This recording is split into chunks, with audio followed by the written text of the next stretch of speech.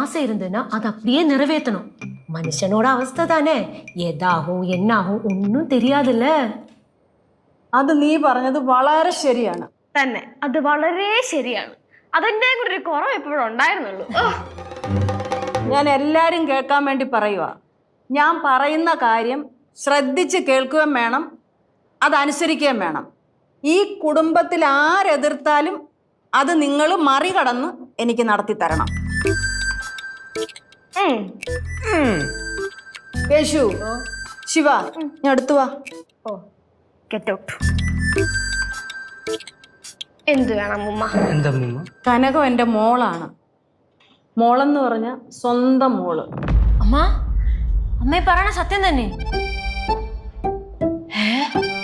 എടാ, എനിക്ക് അപ്പോഴേ തോന്നി, അല്ലെങ്കിൽ ഒരു ബന്ധമില്ലാത്ത കനകേച്ചിയോട് അമ്മയ്ക്ക് എങ്ങനെയാണ് ഇത്ര സ്നേഹം?